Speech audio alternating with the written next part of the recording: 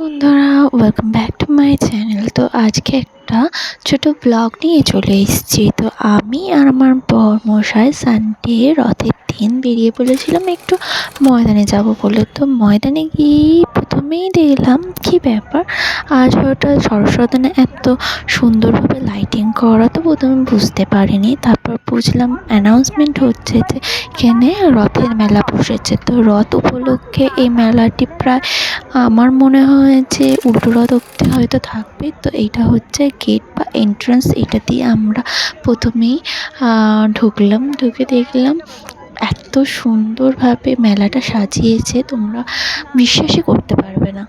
Gate দিয়ে ঢোকার পর দেখলাম টিকিট কাউন্টার আছে, বাট সকলের জন্য না, সবাই কেউ বাইরেও দেখতে পারে, কেউ ভেতরেও ঢুকতে পারে। ভেতরে ঢোকার জন্য এই টিকিট কাউন্টারটা অ্যাপ্লিকেবল। তো টিকিটের মূল্য প্রায় 20 রুপিস পার পার্সন। তোমরা চাইলে সেখানে দেখতে পারো, বাট আমাদের যেহেতু টাইম ছিল না, আমরা অনেকটাই লেটে বেরিয়েছিলাম, তো আমরা শুধু বাইরেটাই ঘুরলাম। বাইরেতে অনেক স্টল বসেছে, কাউন্টার ছিল, ফুড স্টল ছিল। আর এইটা হচ্ছে সরস্বতীর সামনের ভিউটা। এখানে একটা ওয়াটারফলটাও চালিয়ে দিয়েছিল, আর লাইটিংয়ে এত সুন্দর লাগছিল। আমি একটু বাইরে সব কিছু ভালোভাবে দেখছিলাম। দেখার পর যেহেতু আমাদের অনেকটাই লেট হয়ে গেছে, 9টা বাজতে চললো, তো আমাদের তো বাড়ি ফিরতেই হবে।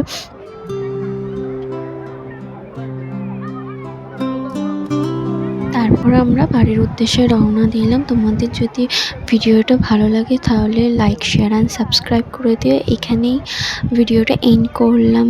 চলো, বাই।